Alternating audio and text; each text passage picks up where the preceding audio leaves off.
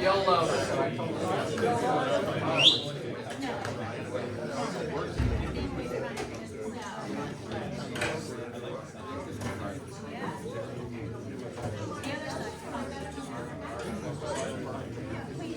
So I told to yell loud, but I don't yell. I don't have a microphone. I'm going to do that. I'm going to do that.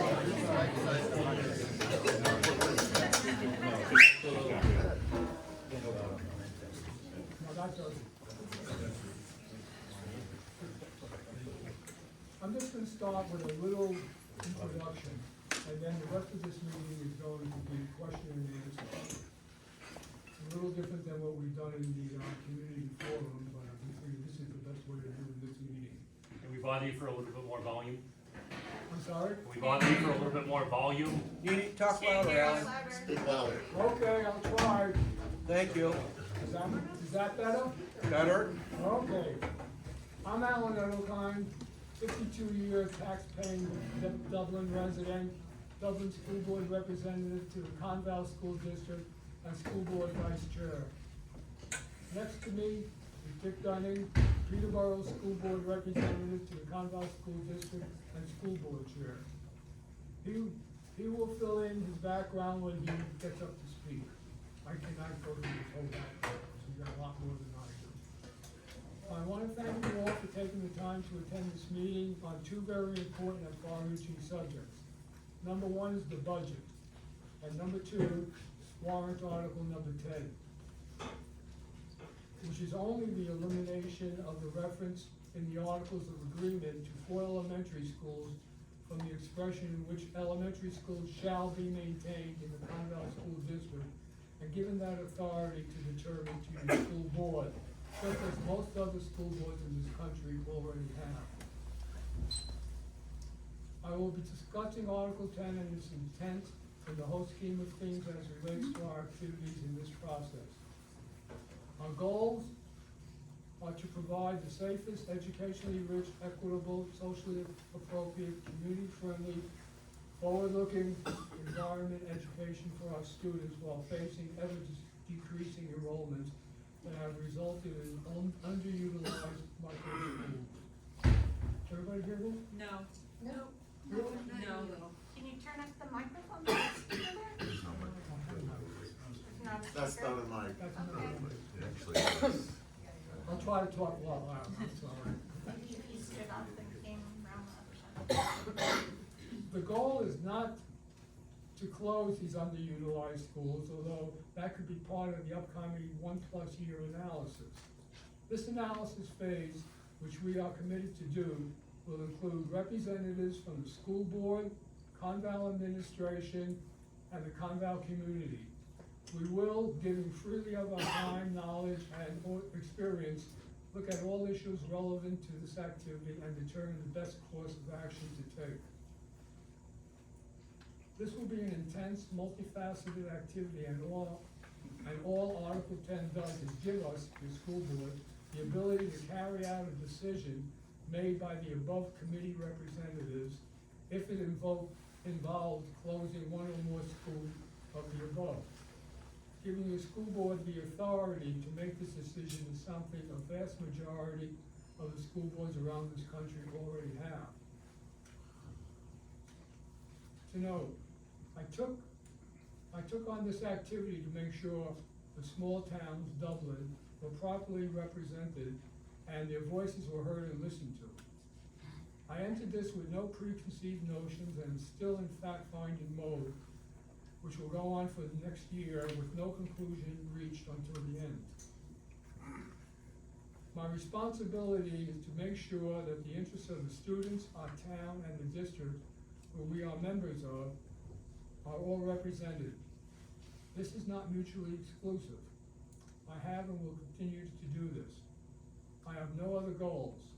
There are certain people, mostly on social media, that think that challenging my motives and actions are the right way to address this issue without coming up with other thoughts. My biggest mistake has been to get onto social media and entering into dialogues with these persons. It is a futile thing to do, as I found out.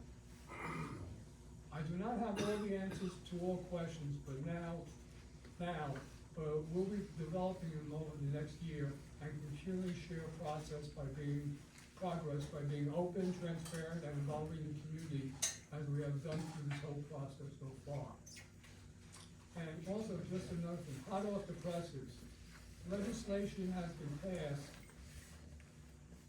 giving charter schools the right of first refusal on property that would be disposed of by the school district, which could be a school.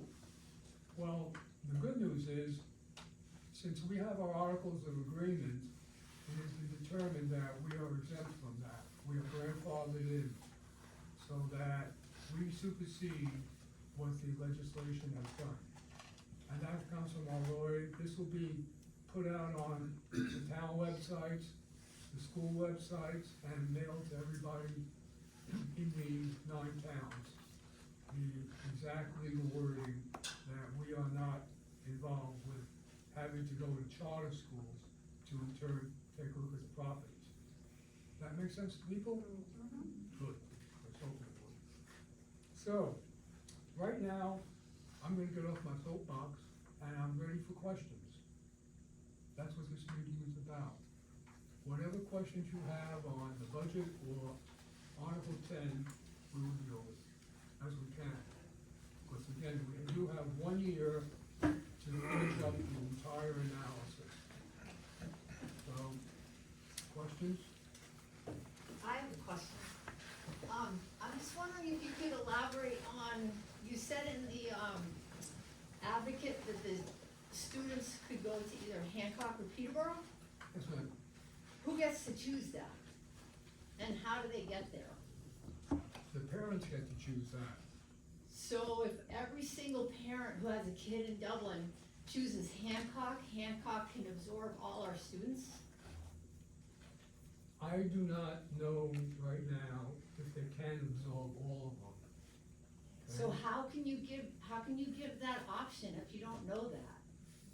I think, well, I'm saying, I don't have the papers with me, but I think when we looked at all the options, they can absorb them.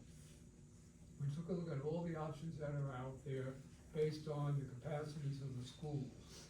And based on the capacity of the schools and which towns would be candidates to go to those schools, they can absorb them. Now, there are a couple of very strange options in there that would not work, and we know that. But that's not between Dublin and Hancock. And I doubt very much if everybody's gonna pick Hancock. But let's say they did, how would you do with that? Well, we would Because not, if they wanna, if a small town wants their kids to go to another small town school, but they can't absorb everybody, how do you have that option? what I just said, I think, is that Hancock can do that. Okay, Hancock can, we believe Hancock can absorb that. But Dublin can? Pardon me? Dublin cannot absorb kids from other schools?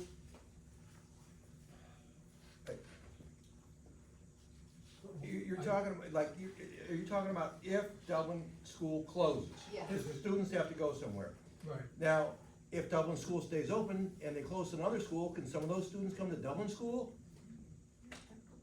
It depends they- on which school you're talking about. I mean, if you closed another school that was under the, Dublin is not one of the schools that is under consideration to stay, to take others at Okay. this point. So I do not have an answer to that one, because it's actually open-ended. It's which school would you be talking about? And I don't know. I think the answer to that is if you were in Temple or Francistown or Bennington, the likelihood that we're gonna be able to provide transportation to here is unlikely because of the distance. And one of the concerns has always been about the amount of time on a bus, so that's not practical to think we're gonna be able to do that. And again, I think the choice was Peterborough or Hancock, and again, based off of where students lived, to make sure the bus routes would be short enough to make sure that we're not extending it beyond what we think is reasonable. So I don't think you would see that happening from the other schools. How long is reasonable on the bus, and how long would Well, it be you for know, Hancock or that's Peterborough? a tough question to answer, because now, right now, we have some bus routes that can be an hour or longer than an hour. If I could be in charge of the world, I'd say if we could keep them down to 45 minutes, that'd be a great bus ride if we could do that 45 minutes twice a day. twice a day. Each trip being about 45 minutes. And whether we can do that or not really depends on where the students are and where they're headed. So ideally, if we could do that, it'd be great. We can't do it right now, and I don't know if we're gonna be able to shorten it up from what we presently provide for transportation or not. Again, that depends on where kids choose to go and what those bus routes might look like. Did the analysis take into account the impact of busing on students' education? I mean, waking up an extra hour in the morning, coming home an extra hour. When I had to take a bus, Yeah. it was not as, I was That's not a as great- alert during That's a the day. great question, because the board has been asked to change the starting time of high school students. So as you know now, middle school and high school starts early, then the elementary school starts on the second run. So there's been a request to flip that, if you will. I'm not an advocate for flipping it. If we're having kids out there now at 5:30 in the morning, or middle school and high school, I'm not gonna be supporting a kindergarten kid out there at 5:30 in the morning. But if we went to what is called one-tier busing, where you had one bus route, if you will, then we could pick up all kids on the bus and transport them that way. And we could have a much closer starting time, where we could have a starting time that's more like the elementary school starting time now. It's about 8 o'clock. So a 5-year-old and two 17-year-olds are on the same bus. That would be one-tier busing, K to 12, yeah. 2 hours a day. I don't know if it'd be, I'm sure I'm not the first person to ask this, but, the wording of the warrant article, takes Dublin and a few other towns out of the language in the charter. Why weren't all the towns removed from the charter? And because you say that there's gonna be more assessment and there's no guarantee that any school's gonna be closed, but there's only going to be so many towns whose schools can even possibly be closed under the wording of the warrant article that you put forward. correct, the way it's worded. Peterborough, Greenfield, Antrim, Hancock would have to maintain, their schools would have to be maintained. And other than the fact that it's more likely to pass, because those towns won't feel threatened, why was it done that way? Wouldn't it have been more equitable to take all the towns' names out of the warrant article? I think what we're trying to take a look at is the towns with the lowest population, and that was what we're trying to do, is reduce the cost around population, number of students. That's why. Yeah, you mentioned that the charter schools will not have preferential treatment based on it being grandfathered. So who issued that legal opinion, and how can we access that? Our school district attorney gave us that opinion. Did that come from the state? It's the state that issues the RSA, Yeah, not the town. Yeah, the state can pass laws, but you can't pass a state law now to supersede a law that was in existence in the past. So when these towns joined the ConVal School District in 66, 67, I believe, is when it came together.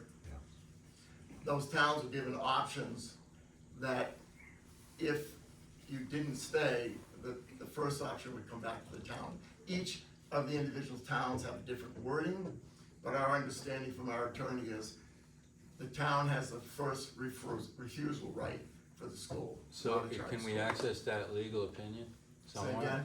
How do we access that legal We're opinion? gonna have it on our website for you. It may be up there today, it may be up tomorrow. I'm trying to understand the Article 10 vote. As it stands now, it takes a vote of some percentage of the people to close schools. The only reason I can see Article 10 to go in and approved is that the school board doesn't think that the people will vote in favor of closing the schools. Am I correct in that assumption? Why do you need the authority if we already have a procedure for closing these schools? We don't have a procedure for. I thought it took a vote of the it would take a 2/3 majority vote. Right. You'd have to change all the articles of agreement. Every town would have to agree to give the board the authorization to close the schools. Not the way it is now, though. No, the way it is now, we're looking at the 4 smallest populations and starting there. That was the recommendation that we got from the company that we hired on, what can we do for reconfiguration and dealing with the cost of schools and education. I'm not sure you You had answered said the for the actual next question. You had said for the next year and a half, after this was approved, that you guys would go forward and do your planning and everything else, coming up with your best plan. Why can't you do that without this vote at all? Well, one of the reasons that we can't, we're doing it this way, is that the amount of work it takes to do this kind of planning by all the groups is really intense. And the people that are gonna do it, let's say from the administration, are already full with the work they're doing. And they need the authority, to know they have the authority that when they do this planning, the result of the planning will be taken. That's the only reason for this. That makes no sense to me. I don't think anyone's asking for like a hard and fast plan, like super thought out. I think most of us are looking for something like a scaffolding, just an idea. I mean, for instance, the last I had checked, we were short 22 bus drivers, but we're going to add 3 routes according to Prismatic's report. What is the plan for that? You know, just simple things, just very broad is what we're looking for. So very broadly, let's put transportation aside for now, because it depends on where students, I'll get to it if you be patient with me. It'll depend on where students decide to go if we were to close those 4 schools. Once we have that determined, then we can determine what we're gonna need for bus routes. And then we'd be able to determine the number of buses we're going to need. So that, to get there, you need to know where students are going to be. So part of the plan would be, and let's just hypothetically, it passes, and the board has authorization to close the schools, and we're gonna close Dublin.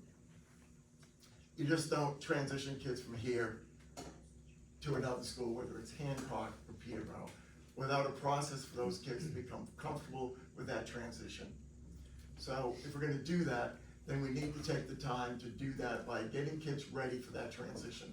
So let's just say it's not likely that transition would happen. If it passed now, that it's gonna happen next school year, we're gonna close the school, you can't do it that quickly. But let's just say, yep, we're gonna do that. And we're gonna close Dublin 2 years from now. You need to now get the kids ready for that process. So you're gonna have K, 1, 2, 3. 4th graders are going to the middle school, so their transitions is a given. They know they're gonna do that. During the year, you can have those kids do visitations. They can visit Hancock, they can visit PES, they can visit the classrooms, they can visit the teachers, and they can make that transition by having those visits throughout the year. So you would know, here's where I'm gonna go, here's what my school looks like, and more than likely, at the end of that, who my teacher will be. So you make those transitions. If we're going to do that, you can't call it Peterborough Elementary School anymore, because it's not Peterborough Elementary School. So you're gonna do a name transition. So you would want kids involved in the name transition. That happened at SMS when it was PMS. We went through that whole transition with changing the school name, coming up with a mascot. I'm not sure we need to change the mascot, but at least the school name and have kids involved in that. Can we concentrate on the real important stuff? Yeah, why does it matter whether? Well, the lady asked the question, I'm trying to answer that. So, Could be a donkey. kind of piggyback off Carrie's question regarding the busing piece and knowing that we're short buses. If we were to try to put together a preliminary plan, why not poll parents, survey parents, and find out what schools they wanna send their kids to? Cause I can tell you, I'm not sending my kid to PES. My kid will go to Hancock or he's pulled out of the district. So I think you guys have to kind of plan ahead Something. if that were to happen. Now, I know Alan, you're kind of giving me a look, and I know what that is, and that is because my younger son won't actually go. He'll be at SMS before this plan is completed. But the point is, I think you need to poll parents so that you can then go back to the bus company and say, is it even possible for you guys to do this? Because we've heard nothing from the bus company. And people have been putting out there asking questions for somebody as a representative from the bus company to step forward and say, is it even possible for you guys to meet this need? Because you can't meet, I'm so sorry. You can't meet the need that you already have. Where's the bus company in this discussion? And why haven't we as families and community members heard anything from them?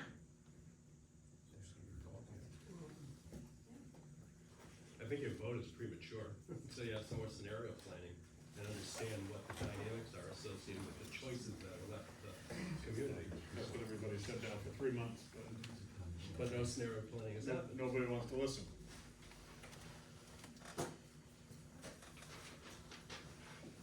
Because this vote is already gonna happen on Tuesday and there's nothing we can do to stop that, it's already on the ballot, I'm gonna ask you a future question.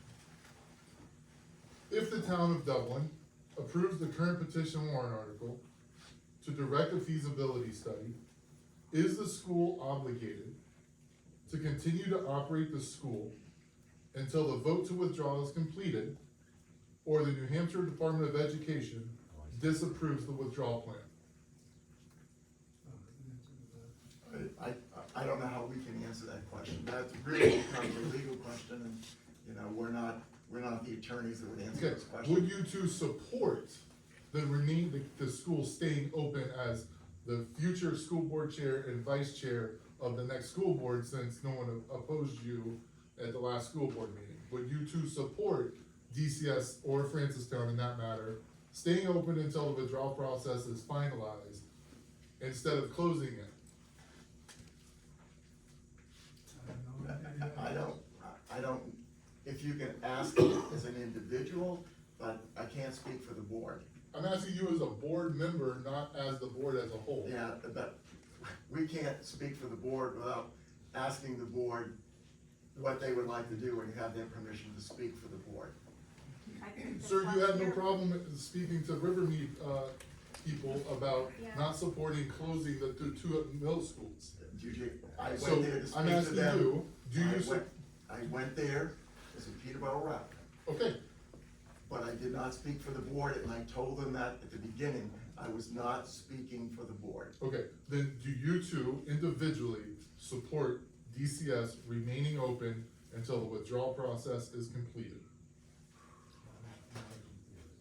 If, I'd be glad to answer it, because I don't have any problem being upfront where I'm coming from. Okay. If that petition article passes, and you have to do the study, and that has to happen within a certain number of days, and the town of Dublin wants to look at withdrawing from the district, then I think that's the time that I would give you an answer, whether I would say, stay open. Well, first of all, there's nothing in the board's mind that this school is closing next year. Dublin Solid School is gonna be open next year. I mean, the whole process to do that couldn't happen that quickly. So if this passes, if you think we're closing Dublin at the start of next school year, that's not gonna happen. That's not the timeline, sir. Right, that's what I'm saying, it's not No, gonna I'm happen. saying for the withdrawal process, the timeline is, we vote on it at town meeting, it gets approved. 60 days, the school board and the select boards have to create a committee and convene the committee. You have 180 days for the first report, the initial report, and if you need more time, you can request a second 180-day extension for the final report. Upon the completion of that, the Department of Education has to review it and then approve it. At which point, then there will be a town and district-wide vote to either, for a town to withdraw or not. Then, after that vote, the town cannot withdraw from the cooperative school district until 1 year and the July 1st. So this would not be completed till July 1st of 2026. so maybe I should have stated that. Will you support, if we pass this, do you support individually, since you can't talk about the board, DCS remaining open until, at the minimum, we do a vote, and if it passes, letting it go through to not close? I'm not gonna be able to answer that question without having some sense of what that would mean. You're asking me to respond to something that I don't necessarily know what all the consequences are going to be. I don't want to do anything that we haven't have well organized to make sure that transition, whatever it is, for kids is going to be smooth. And we've answered the questions about transportation, where the kids are gonna be, and how we're gonna make that happen. In fairness, you're asking the parents and grandparents in this room to make a decision without having any idea what the consequences of that decision will be on March 11th, because you can't provide any information or context about what your plan would be. So you are actually planless, and your argument seems to be, trust us, turn over the balanced right that was negotiated in 1967 when Dublin joined the board, because our town elders at that point had the wisdom to realize there needed to be checks and balances. And so now you're saying, trust us, but don't make me make a decision in answer to a hypothetical question that John is asking, which is quite detailed. But you want the entire town to trust you with their kids and grandkids. I think it's a little imbalanced. The whole district, not just the town. I think I answered about how we would do the transitioning from one town to another. That would be the plan, and how we would work that out. That would be how we do that. How can you justify us as the community that pays the second most amount of money to the district total to also let you then plan to close our school? So not only are we getting the raw end of the proportionate deal financially, and that's gonna continue to get worse for us because of TIFs being voted into Antrim that's lowering their tax burden, and then creating more spread taxation across the rest of the district. So you're trying to get us to agree with your plan to potentially close our school when we send you the most money. Oh, and by the way, you're gonna take our school from us. Exactly. How can you justify that as a wise decision? You're taking money, you're taking schools away from towns that are profit centers for the district. I think as a school board, The largest profit centers. Yeah. as a school board, we tried to address the needs for the district and the cost of We're schools. not Antrim's credit union. We have our own town and our own community and our own goals and our own children to educate. We don't need to be funding every other town within the district. May I ask just to change the tone for a second, just ask a value question, because obviously, we're not only parents, grandparents, we're taxpayers as a group, and we wanna get educational value for our kids. So Dublin's burden, round numbers, is about $38,000 a kid. It's more than twice some of the other towns, as a result of the reapportionment that took place in 1998, which was the first catastrophic failure for Dublin to not look to its own interest. Anyway, we live with the consequences of that decision, so at $38,000 a kid, in terms of value, you can send 2 children and have money left over for transportation to Mountain Shadows in Dublin. You can send 4 to 5 children to Dublin Christian Academy and get an education for that amount of money. You can send 2 kids to the Wells School. You can send multiple children to the parochial system in Keene for that amount of money. So if we just sit here and put the emotions aside and just make a analytical brain decision, what are we getting for $37,000 to $38,000 a kid if we no longer have the comfort of a local school? And you haven't even done the $40 million bonding that is going to come down the road in the next couple of years. So that 38,000 goes to 39, 40, 42 per kid. So if you can buy 2 private school educations for the price of Dublin's contribution to ConVal. Can you explain to us how you see value to us buying into the system without a local school? I'm sure there must be an argument for it, I don't know what it is, but I think on the taxpayer side, it would be great to see how an educational system that doesn't rise above mediocrity according to the test scores costs $38,000 a year. What are we missing as taxpayers?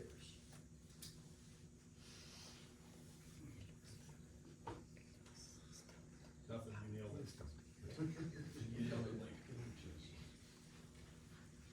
Our goal was to try to deal with cost of schools. Our goal was try to improve the opportunities for kids. By consolidating, we believe we can do that. We can provide more opportunities for kids, help control costs, and we will be able to offer more to students. That's the reason behind us wanting to do the consolidation. Okay, but that's not an answer to the value question as Dublin residents who will be voting on March 11th. The value question is, it's a slippery slope, because within that, there are a lot of factors. Special need factors, transportation factors, so the cost of the school itself, the staffing, so all those pieces are in there. So to give you, I don't know how to answer that question specifically for you to say, here's what's in it for you. What's in it for you is we believe we can offer better services. That's what's in it for you. And hopefully not having to keep in the increase in cost to at least stabilize it. But to be clear, your objective was to provide better services for the entire school district, not for Dublin. Correct, because we are, as ConVal School Board, we represent the entire district. I have a question. It seems that you haven't addressed the other options that might be available, considering possibly closing one of the middle schools, bringing the 4th and 5th graders back to the elementary schools. By closing the 4 elementary schools, what young family is gonna buy a house in Dublin, Francistown, etc., if there is no elementary school? You're gonna kill our towns. So I wanna know why it hasn't been discussed for the middle school. The middle schools are, there's a possibility there if we go there, consolidate the middle schools. If you bring back grades 4 and 5, if you bring them back, the opportunities that 5th graders get now will not be there. You cannot come back and offer them band and chorus, you're not gonna be able to offer some athletic events, some co-curricular things, because the cost becomes prohibitive. So, and it still doesn't deal with the low numbers within the schools. Consolidating the middle schools, the board doesn't need a vote on that. And that's a discussion the board has to look at over the next 2 years, because we have to do major renovations to both of those buildings. So that is a discussion that'll be coming up. But why hasn't that been discussed now, before we're closing 4 elementary schools? It seems that should have been included in your discussion this past year. How big of the pie do you want us to take as a board to deal with this? We know that ultimately we have to look at the middle schools, but that's a two years out from now before we have to make a decision on what we're going to do there. So the 4 elementary schools are the sacrificial lambs. Yes. You gotta keep track together. Your words, not mine. I mean, I listened to the Zoom and I was amazed to hear that I think it was 83% of your budget is salaries and benefits. And closing these schools, you're projecting, at a conservative 4% savings, and that's just a drop in the bucket. I mean, that's the cost of inflation over a year. So then what happens, a couple of years out when, we're just gonna be right back where we are, but now there's a fundamental problem that salaries and benefits are eating up almost the entire budget, and that's not a local thing, that's a state thing, cause they used to pay for the pensions, and now they don't, and so now we all have to pay for them through property tax. But it just doesn't, it seems like a Band-Aid and a short-term solution, but we're gonna be right back in this fundamental cost struggle, you know, in a short amount of time. That's absolutely true, we could be around state funding, and if that's not addressed. If you look at state funding around the amount of money they give to charter schools compared to a public school, a charter school student can get $7,000 from the state, public school, they get $3,000. You know, and it's your legislature out there that allowed that to happen. That's a place I would certainly be speaking to strongly. Right. So yes, the funding is gonna continue to be an issue in the state of New Hampshire until that's addressed. Right. So- And I know ConVal has sued the you know, state about Correct. their funding also, and I just wonder why, again, like that isn't made a larger issue for the voters to put pressure on their representatives to say this is not sustainable. Well, as a board, we have tried to do that. Remember, Right. we're the ones that brought that forward Right. and sued the state. Which I applaud And, you on. you know, that's a loud voice. And we've had a lot of the districts join in, but it was ConVal that came forward with that. The state funding is the state funding. Apportionment is what's causing this problem. The 75-25 that existed when this school district was formed allowed for towns that had smaller populations to not pay unequally. You have, it's similar if you read the final committee report, that I assume was the committee that Mr. Dunning, you knew when you were in school, right, of those 27 individuals. And changing it to 50-50, you've now allowed for Francistown, Dublin, to actually be profit centers regardless of how many special needs kids there are. And I did the math of last year. There were only 3 towns that were profit centers outside of the state funding. Francistown, Dublin, and Hancock. Peterborough is $500,000 short before they got the state funding. So we're trying to solve a leaky boat by throwing people out of the boat instead of repairing the core problem, which is there's a hole in the bottom of the boat. But you're not holding the towns that aren't paying. You talk about equitable education, there's equitable financing. And we as a town are stuck where we are, and the only alternative is either to leave or status quo and continue paying for others that are there. So you're trying to address the financial problem, so my question finally to you is, if we're trying to address the financial problem, why would you not go ahead and address what you have the power and ability to do now? You could have spent this school year planning consolidation of middle schools and executed in the fall. Instead of spending 18 months or 22 months or whatever the number is to do this whole thing so you could close 4 elementary schools when your bigger cost savings is gonna be combining the middle schools.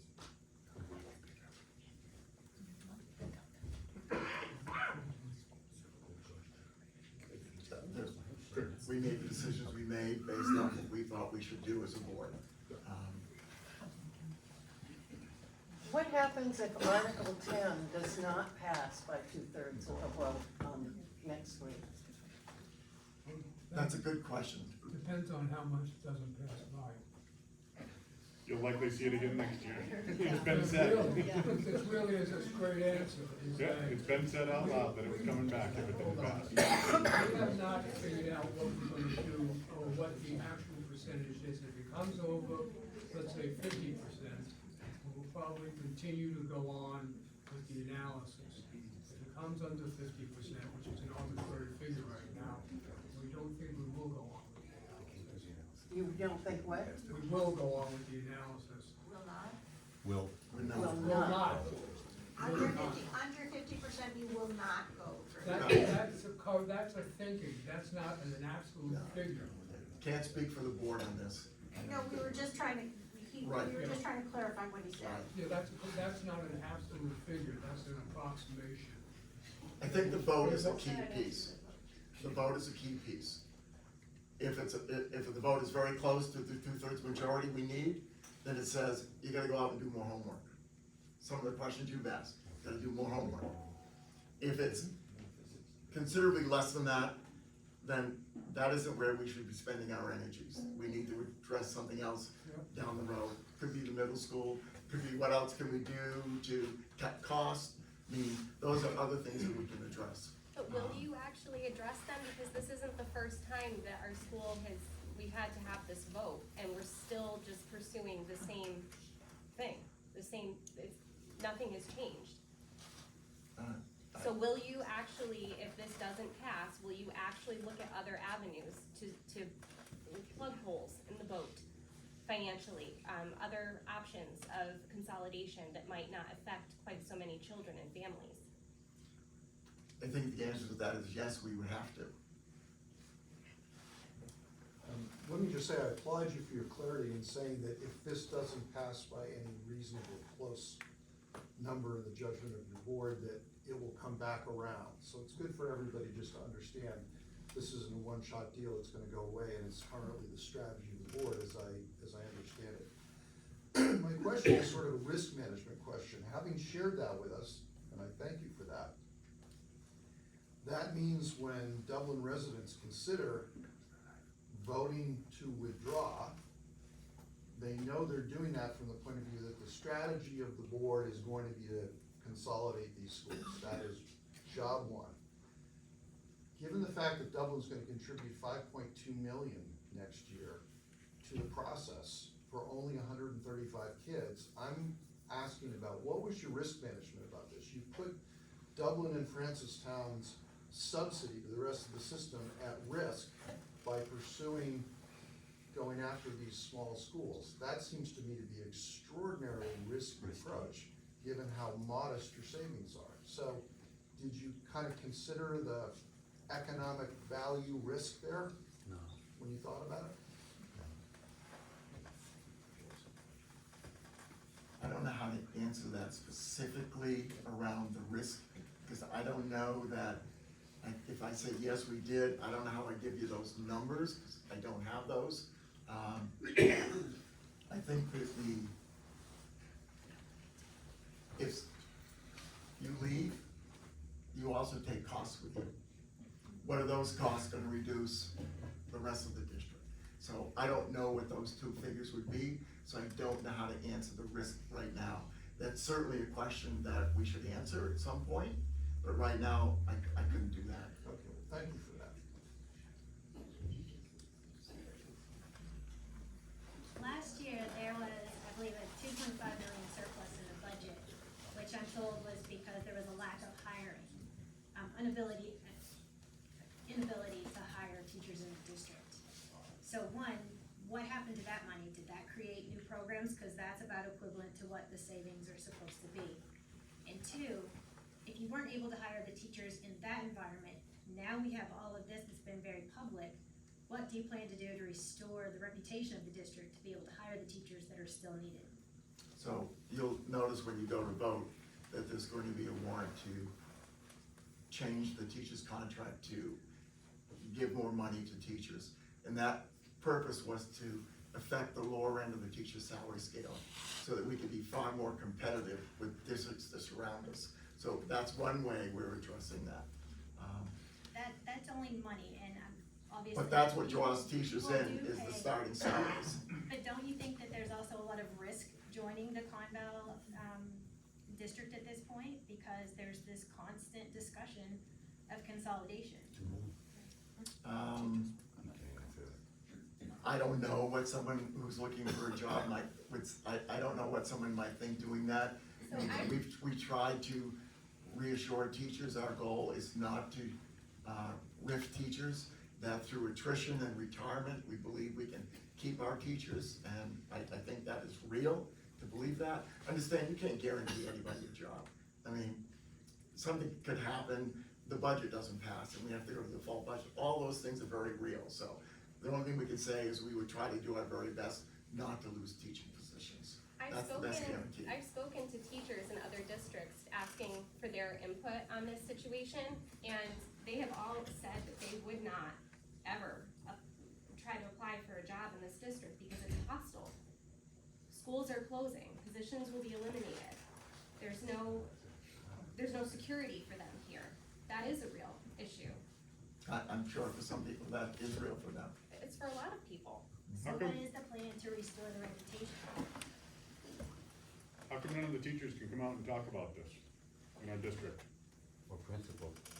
How come none of them have been able to speak about this topic in public forum? I haven't heard one of them. They can speak. But they can't because they've been told they can't. That's not true. By who? That's a good question. I mean, I talked to I a principal asked and that question. they said that they weren't allowed, cause they were told that they weren't allowed to show their bias. Well, it didn't come from the school board, I can assure you that. It We somehow never even came had that from the discussion. district, Came through the from somewhere. union, Well, through the teachers. I don't know how to answer that. I can tell you it wasn't the board. That's all I know, it wasn't the board. So If you you- can tell me who said it. That's why you're not hearing from the bus company. You hosted a meeting for the teachers, and you said that you were, doing so as a private citizen, but on the ConVal website, there is a photo of you saying, school board member Dick Dunning addresses the teachers, so which are you? Are you the school board member addressing the teacher, or are you private citizen addressing the teachers? When I spoke to the teachers, I spoke to them as a board member, but I wasn't speaking for the board. I was speaking for myself. Because teachers had come to me saying, we hear about the closing of schools and losing jobs. So I asked the superintendent, I wanted to speak to the teachers and reassure them just what I said to you. Our purpose is to save the teaching positions by RIFs, retirements, and not to have to do layoffs. I wanted them to hear that. And that's what I shared with them. And then they asked questions and I answered their questions. I have heard from some teachers that that is not the impression that they got. Well, I don't know what impression they got. I can just tell you what I was there and what I shared with them. Were there complaints to the union rep over that meeting? Say again? Were there complaints to the teachers' union regarding that meeting? I have no idea. There were. Well, I don't know that. Shouldn't you know that as a member of the board? Only people. Well, not necessarily. He wouldn't know unless the union filed for it. What's the out-of-district, student tuition cost? Say a student from Jaffrey wants to attend our, ConVal district, what's that cost that student? $9,700 a year. That sounds like it could be that, you know? No, it's exactly, it's Seven, not nine. exact, but it's within $50. That tuition is set by the board each year, but I can't remember what it was. Or the other way of saying that it's 25% of the cost of what Dublin pays for each kid. Yeah. And that's what's really on the west side. We are not making any money on those children coming into the school. Like they are filling on new capacity, it's not costing us any more teachers, it's not costing us any more classrooms. So the capacity is there, so we in turn, that is just what we decided to do. Yeah, but my point is it costs us $37,000 to send one of our own kids to ConVal, yet it costs an out-of-district student $9,000. Like Well, that's because what I just said, that it's, the only thing we're doing is, first of all, these children are not guaranteed that they will be here forever. That's true. It is a 1 year, I forget how many years we have on the contract with them, but it's not a multi-year contract. It's 1 year at a Yeah, time. 1 year at a time, and we also pick which ones we want to come in. We don't accept all the children, so we're just taking in, I guess the wrong expression might be the cream of the crop. Comes in. If we have a child, if there's a child that wants to be tuitioned in, that has special needs, we may not take them at all. Right, because it'll cost you money. Of course. Right. So Can I ask about if staffing? Dublin withdraws and we try to make a tuition agreement back to ConVal for middle school and high school, Yeah. There's nothing that guarantees that the rate we're doing now. if stays you in have place. vacancy within your classrooms, you're saying that you would consider No, I'm just saying, denying. there's nothing in there that in turn guarantees we will stay with that rate. The answer question, there's no guarantee that the district would have to take the tuition student. Right. No guarantee. So the answer is we could say, no, we're not taking them. Well, we're We taking wouldn't some. take them if it required us to add a teacher or if something like that would increase costs. That's something we don't do. But at the same time, you don't have to take tuition students either. We can say no. Can I ask a question about staffing levels? So part of the $2.6 million savings was the elimination of 23 positions. The board's position on those 23 positions are that you're gonna keep them and let them go away through attrition, right? Correct? Yes. Yes. Yeah, that's what's been said. Correct? Are you talking about what's happening right now? I'm talking about 2 million of the $2.6 million in potential savings was the elimination of 23 positions per prismatics. Okay, I understand what you're asking now. Right? Thank you. And your position is you're not going to get rid of those positions, you're gonna hang on to those teachers, and the positions will be eliminated over time through attrition. Attrition, retirement, and all of that savings isn't just teachers. Okay. There are other savings in there too. Sure, awesome. So, a month and a half ago, I sat at one of your meetings, and I saw you pencil in 4 new positions, 1 in AES and 3 in Great Brook. So for us to break even now, we're looking at 27 positions, right?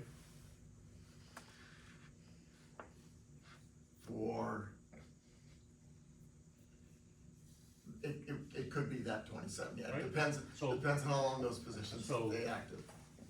The 4 new positions that were asked for in the new budget, can we talk about that a little bit? Where they are and what they're doing? Well, I wish I could tell you off the top I'll of my tell head you. where they are. Great Brook gets a new technology teacher because SMS has one, equity, quote unquote. Yep. A math teacher and a reading teacher for Great Brook, because 40 of the kids in Great Brook won't make it to high school without help. And then another special ed teacher for AES. So 4 positions, correct? That the rest of the district is paying for Andrew. Is that accurate? That is accurate. Thank you. And those may not be continuous Yes or positions, no, but absolutely accurate. Awesome. Yep. They may stay, they may go, depending upon the effectiveness. Yep. Good question. Do we know what the normal retirement and attrition rate is of teachers per year? From ConVal, Sure. it's very low. I don't know, John, what that is off the top of my So head. could we say 6, 8, 10? I mean, just a swag, like. I can't, Okay, I so don't we- know what that number So we is off don't the top of my really head. know what the return on investment, so to speak, of savings by eliminating those 27 positions, how long the savings to realize those 27 positions attributed, or attrition, we don't know how long that's gonna take. I don't know how many off the top of my head we have every year that leave for whatever reason. Right. That's certainly a number we have. So I'm just saying, we, at this present time, neither one of you can answer what the attrition rate is and how long it would take to actually realize savings once the 4 schools No, potentially couldn't would do that. consolidate. Now, that's the analysis that has to go on.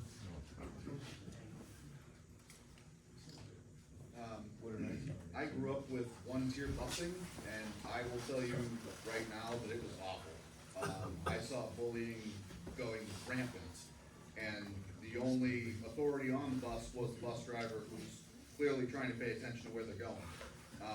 What exactly is your plan to prevent bullying from high schoolers to elementary school students? You know, if we had the answer to that question, we'd make millions of dollars. Yes, you okay? would. The things that have changed over the years is cameras on the bus. If there's an issue on the bus, then if you need a monitor, that is something that can be addressed. I have great confidence in kids. I've worked with them for 41 years. And you can't guarantee that there won't be an issue.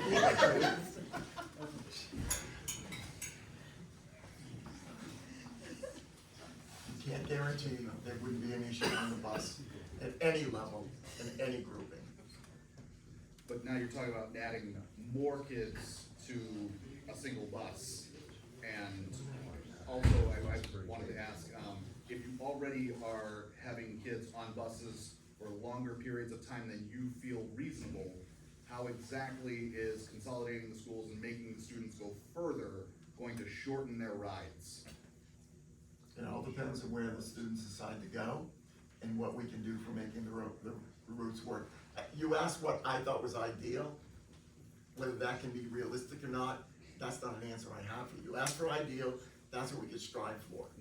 That's how I'll answer that, that's what we could strive for. How does the board weigh children riding the bus 2 hours a day more than they do today for 5 years, potentially, versus extracurricular activities in middle school and high school and technology teachers? They all have value, but are some of those things more detrimental or more positive? Does the board look at that? I think what we look at is trying to make the shortest bus route we can. And again, that's complicated based off where kids are and what the routes are, so maybe I don't understand. Well, I guess in closing a school, we're now having kids that, you know, we're not riding a bus, who are now going to spend 90 minutes if we're lucky, or 2 hours on a bus a day. And that saves money. We don't have the school. Extracurricular activities in middle school and high school are valuable, worthwhile, you know, and eventually those kids will benefit from them, hopefully, if they don't get cut before then. But how do you balance? I guess I just have a hard time. I have no children here or anything like that, but putting little kids on buses for 2 hours a day Or more. is tough. They're used to their time, doing something else. The bus rides now are at least an hour. Now you're gonna take Dublin students all the way over to Hancock. It's gonna be an hour and a half. There's no way you can do it. That's assuming that the students that are gonna go to Hancock are gonna be able to be reasonably transported there. So you say you want your kids to go to Hancock, and we say it's gonna take you an hour to get them there, you can send them to Peterborough, and that would be this time frame. It will still be an hour and a half. It could be, I don't know that. It could be. You're guaranteeing that you're gonna Most have of more them kids to the now are bus. at least You're an gonna have hour. more stops, you're gonna have more children. How are you going to shorten the time that the kids are gonna be on the bus if you're putting more kids and more stops on the route? It doesn't matter whether they're going to Peterborough or Hancock. You're Yeah. going to increase the number of students on the bus at one given time. Nightmare. So would there be two buses then, one that goes from Dublin to Hancock and one from Dublin to Peterborough? If we were going to do that, there would be, there are two routes. Are there enough bus drivers to add more buses to each Well, town? again, I don't know what the requirement would be to do that, and that's one of the questions we have to answer. And we're struggling with dealing with how do we address this busing issue, which is it's not just ConVal that has this issue, you all know that. Part of the issue we realize is pay. You know, you have to pay drivers more than we are, so there's a cost factor. So yeah, I wish I could answer that, but I don't have that crystal ball for that. But there Yep. would be two buses, one Uh, to Hancock and one to Peterborough? I'm assuming that, but, you know, I don't know, maybe the route would be, I don't know. But that would make sense if you look at it. And that would take the year of analysis to do that. We do not have all the answers. Yeah, And you would have if the it answers says, now. if it comes up with the point of saying that the bus ride is obscene, cannot be done the way we want to do it, then the town, that would be one of the factors of taking the town out of the consolidation route.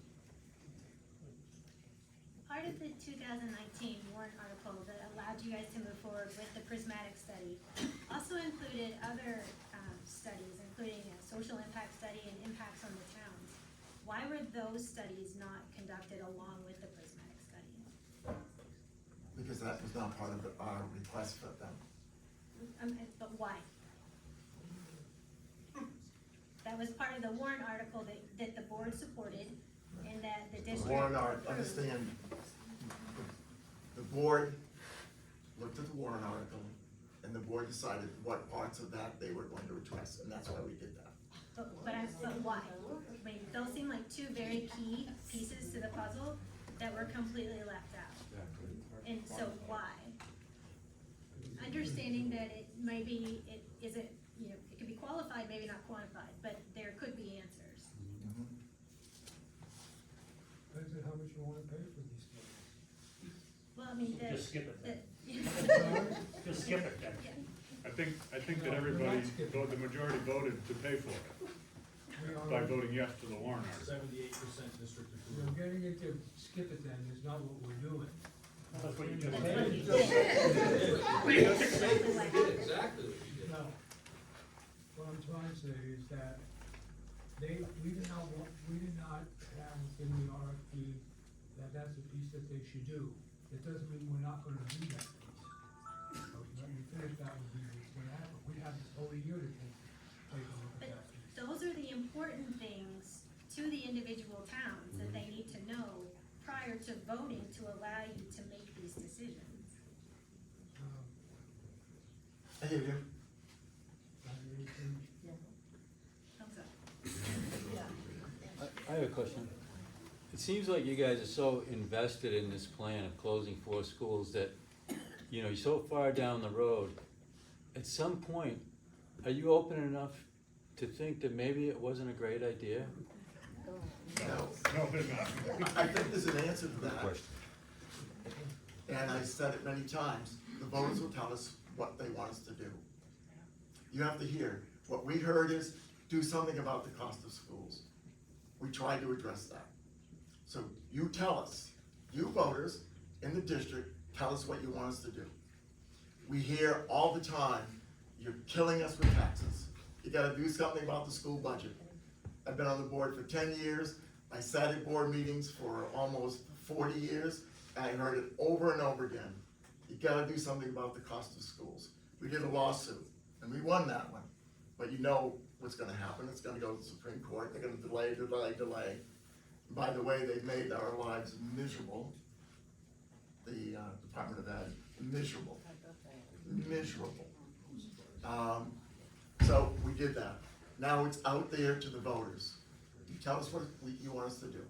I don't think there's any lack of appreciation for what you guys have done and gone through. I wasn't assuming that either.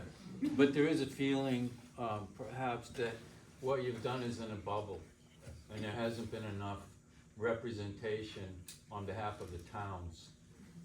We're just represented as a ConVal, but not as a town, and that is the piece that's missing. Yeah, I think we operate as a board, and you're right, we operate as a board, not as an individual town. It's because we are the ConVal board. So that's a fair comment, because we don't represent an individual town, we represent all towns, so. And that's what we tried to do. What's the role of a school board member then? To represent the district as a whole and look at the overall. A school board member. That's their job, to look at the entire school district and try to represent what would be best for the district. Hear from your voters, which Alan is doing tonight, bring that to the board, which we've heard, but your job is to represent the entire district. There've been a lot of these community forums and now this individual talent and such, and we've gotten a lot of feedback. What have you guys done with that feedback? Cause we've heard no change to your plan, and we've heard nothing from the feedback that we've given. So what is the plan to do with that feedback you've received? I think we went forward with our plan to bring it to the board, to the voters. And once that vote is cast, we will be told what you want us to do. And then we'll address all of those issues that we've heard that we need to address if we close the school. You're making an assumption that we're gonna close 4 schools. I'm not sure that's necessarily accurate. We gotta look at that to say, is this the best thing for district. Again, we represent the district, what's best for the district, and how can we make this work? So, Do you agree that it's very likely that what's best for the district is not good for Dublin? more than likely, yeah, I'd say that's fair. That's fair. Or Francistown. Or the other four schools. Which ties into the That may be, validity of the. you asked, I said that's a fair comment to make. Thank you. For the district, right. When you think about the value of the vote that you're gonna have next week, it's a tainted vote.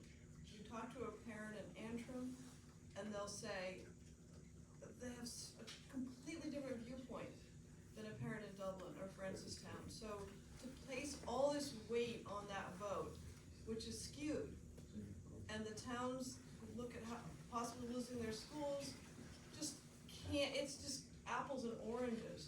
And we are a minority as a voting bloc, the four towns. So that's going to skew the vote. So please be careful when you look at that vote next week in considering that as some sort of a reflection of what's right for these towns. We're gonna look at the individual town votes also. That's a fair question, I can say to you, yes, we would look at that. Because I think that has a big influence on what we do. Could you explain to us why you're here tonight and not at other towns doing this? Well, I'm going to Sharon tomorrow night with Jim Frederickson. Okay. And so other board members can have that choice. You know, Alan chose to do it, Jim Frederickson chose to do it. And the other board members haven't done it yet. Thank you Why for didn't we doing do it. this a long time ago? Well, we have been doing this. Well, we've had public forums, But not town to town. It would have been good to have something, I called you and left a message twice and you never called me back, so it just, yeah, No.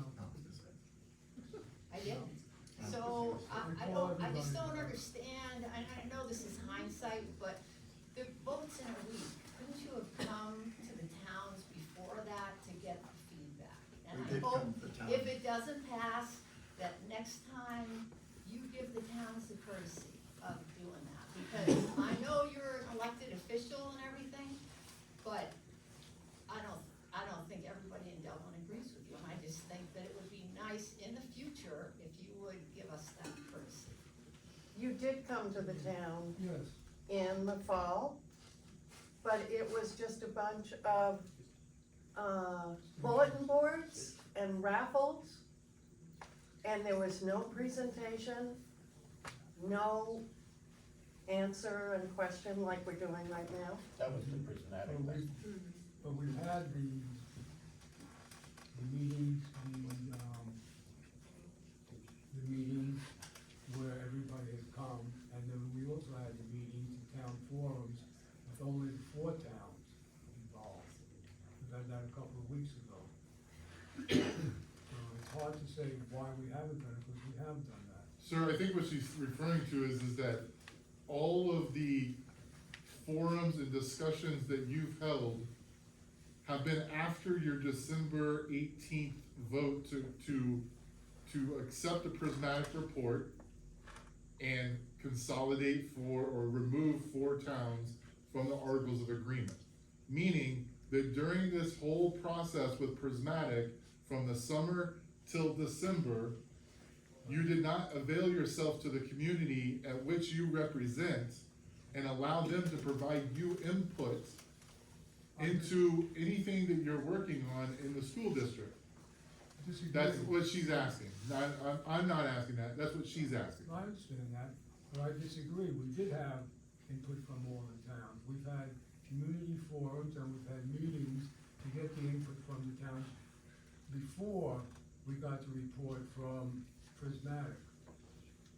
Okay. We've had them. So I disagree with you, And a group of schools, not in Dublin. So one of the questions that we were asked many times, when is a school too small? When would Dublin Consolidated School be too small to keep functioning? What would that number be? Never. That's exactly right. I agree. That's my belief. It would never, if there was one student, you'd still want it open. Absolutely. Yep, that's So, fails. we also paid for it. Huh? We paid for it. You get a hell of an education. So that was a county contract, would you give us our money back? I hear you. Yeah. I hear what you're saying. Yeah. Okay. It's the nice thing about this country. You can agree and disagree. Right. And be civil, and I've said that many times. I mean, I'm proud of Dublin and the fact that you disagree strongly, but people have been civil. And that's a feather in your cap. Because that isn't the way it is in other places in this country. It speaks well to who we are in ConVal. Hey, can I ask you a question? I don't want the school to shut down.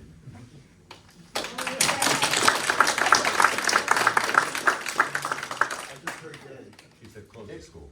Yes. Dave? Don't like my teacher. Do you have more to say? I'm jumping on top of kids. Are you okay? Okay. So, this is a little different, question, so I kinda saved it for later, but when I was over in Greenfield, I did a program and they had two pre-K classes over there that, that came in to do the program. Why are there two pre-K classes in Greenfield? And Hancock.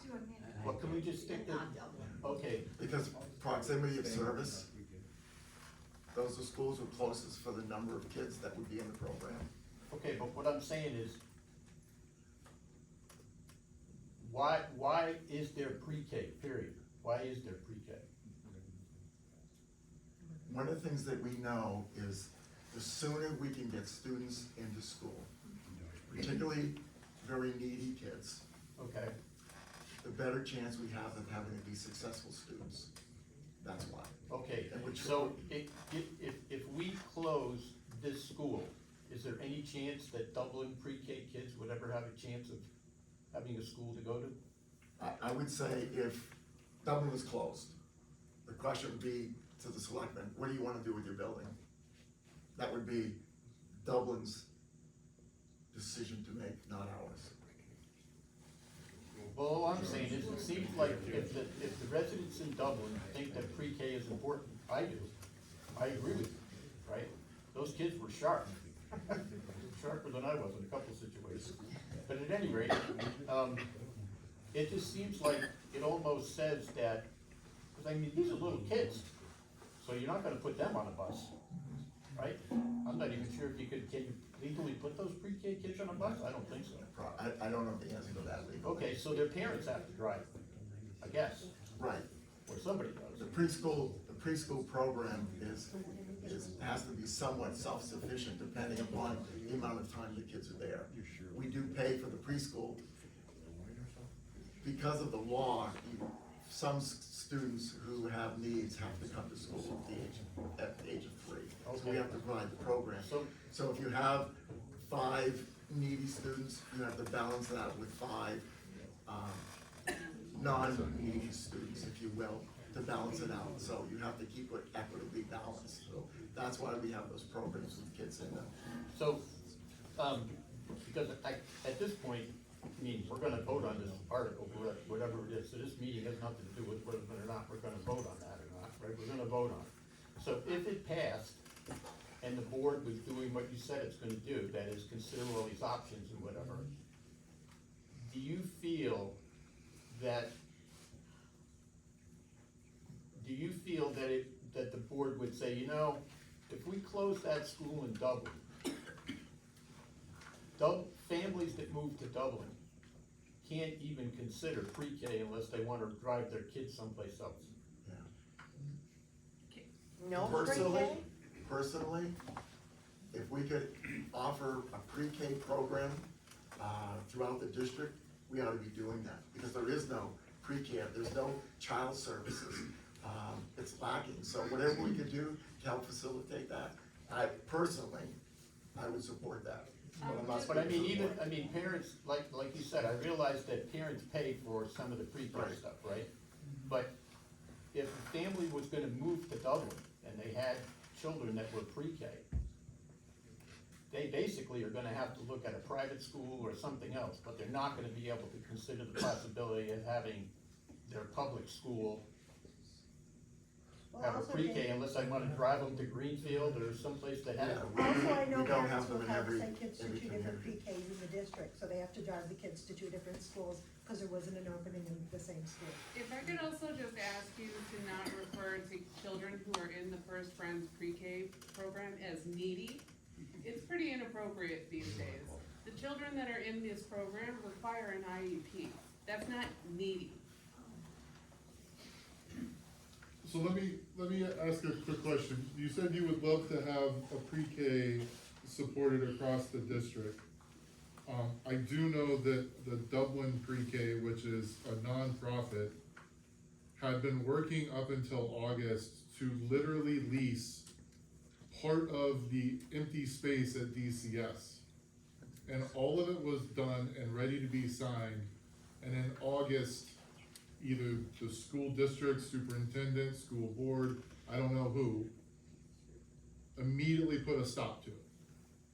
So their question for me in regards to this is, if the school district was in process and everything was ready to go to have a preschool be hosted in DCS that would still generate revenue, but there was no preconceived idea that you were gonna close DCS, then why did you not approve the preschool to be housed in DCS in August?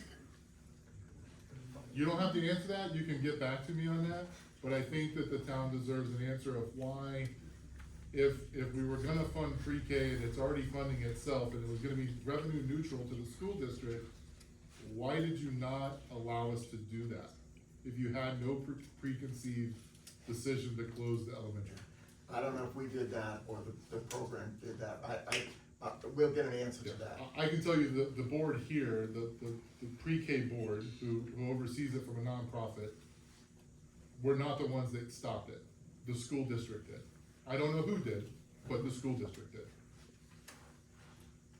When it comes to pre-K, this is a question I could have my information on, but it appears that when you're calculating the number of children enrolled in the schools that have pre-Ks, those children are counted in the population of the school.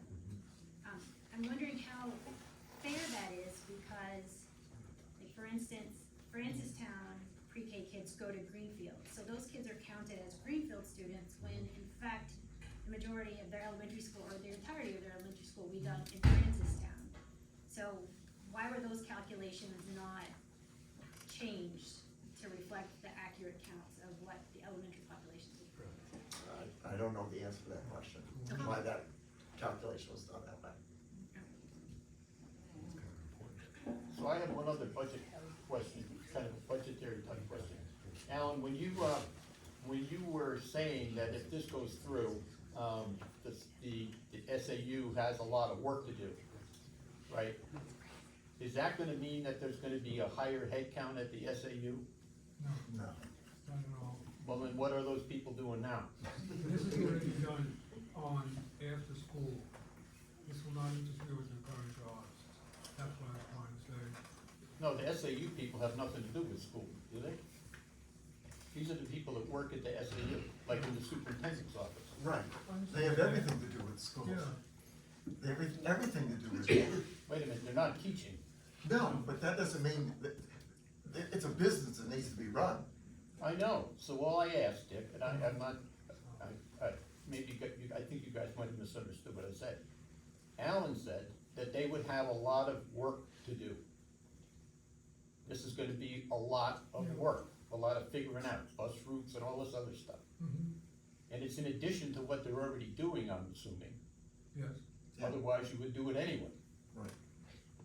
So, are they gonna either work harder, or longer hours, or take shorter lunch breaks, or how are they gonna get it done without adding people?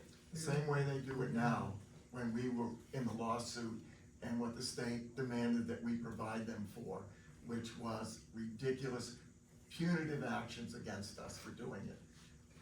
Legally, but believe me, they asked for documentations, the documentation's still sitting in the room, no one came to get it. And it took hundreds of hours to get that documentation, but you had to do it. So they find a way to make it work. We're not So taking that's anything their away- job, to find a way to make it work. We're not taking anything away from them, you're adding stuff to them. I know, all I'm asking is, if you're adding stuff to them, will there need to be more assistance of the assistants or something I like can that? assure you that the board is not looking at adding more staff.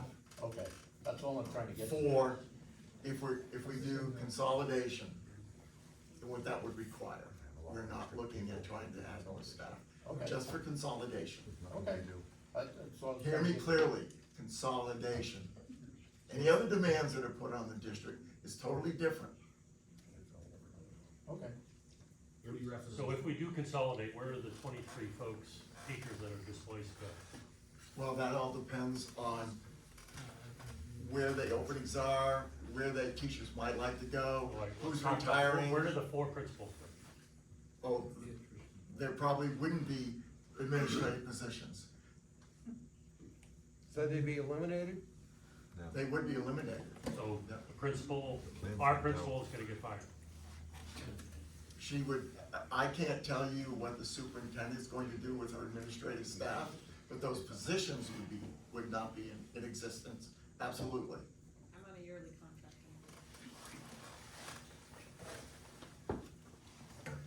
So, I have a question going back to this young lady's, point without, because you're talking about the smaller schools not providing a quality education as much as the bigger schools. When you take the preschoolers out of Hancock, they don't have more kids than Dublin. So how do you justify that? First of all, we never said the kids didn't get a quality education. But you just said that, because they don't get the extra programs, the band and things like that. They can get, when I talk about quality, it's offering them more, not that they're not getting quality, what they're getting right now, So but you is can offer Hancock more getting more than the other towns right now? for preschool. These extra programs that you're talking about, band and chorus. Oh, they don't have extracurricular, I'm aware Okay, of them. so They have why are preschool they, kids. I don't want anybody on the chopping block, but Hancock is smaller than Dublin when you take the preschools out. So how come they're staying alive? Because we're taking the recommendation forward that we were given is the best way to go forward, that's why. But why? Why? What's the reasoning behind it? That's all I'm asking. Right, the numbers are the reasoning, But they don't have any more numbers than the other schools do. except they do have preschool, and remember, that is based on locality of getting kids there. But it's, So they still have to be there. When you look at the number in Hancock though, our son from Dublin goes to Hancock, so is he counted as a Hancock in their numbers? But he's in the building, so it's a body in the building, so that's how they Only got. because Dublin doesn't have a preschool. Correct, right. So And he was it's the counted as utilization of Hancock. the facility, so you're right, their bodies in the building. And those pre-K kids in those schools also, lower cost per student because it's revenue generated, correct? Yes, So when you look at a prismatic report and it says that Dublin students at DCS cost X amount of dollars and Hancock students with their increased pre-K population costs $5,000 to $10,000 less per student, would that also be a point of fairness where you have a revenue generating system artificially lowering per student Yeah. price? I don't know if they included the preschool in that figure. So they did in the student count. I don't know if they offset it with cost, I don't know. Now, you referenced, demands being placed on the administration in regards to adding personnel. Are you personally referencing, a feasibility study that would be potentially being conducted in conjunction with the consolidation plan? I'm referring to what the Department of Ed did. That's what I'm referring to. The Department of Ed, demands they put on us. Now remember, our court case is moving forward, and they're gonna make appeals, so I'm worried about that. So you're not saying that if we have, or Francistown moves forward with a feasibility study, there's going to be a need for adding personnel within the administration to conduct those? Yeah, I don't know how to answer that, because I don't know what those demands would be, Okay. so. what I'm referring to is what the state did to us, so that was, you know, that was. Hey Dick, have you ever considered, given the funding environment from the state, that maybe there aren't a lot of savings in the school budget, but there may be savings elsewhere? Like, when you think about it, we have 9 towns, the average population 1,700, and every town has its own, you name it, highway, police, fire, water, taxation, all these overlapping administrative policies. Why not look at, push back against municipalities and get them to consolidate all these administrative tasks? It seems to me that we have this ancestry worship of all these little towns doing all the same things. Why not follow the model of consolidation of schools and do it with other administrative tasks? I think that would be a great task for your community, your selectmen to bring forward. Believe me, we don't need to bring on one more task. No, you should just say, hey, try this, we're done. You know, That's what I was that's saying. exactly what you would say, you try that.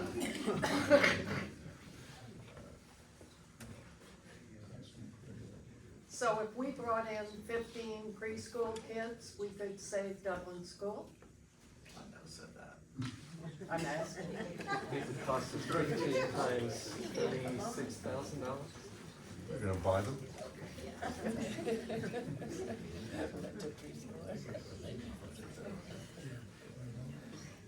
Yeah.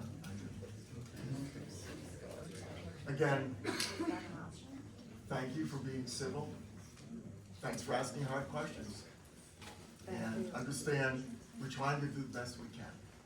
May not be perfect, may not agree, but believe me, we're trying to do our job.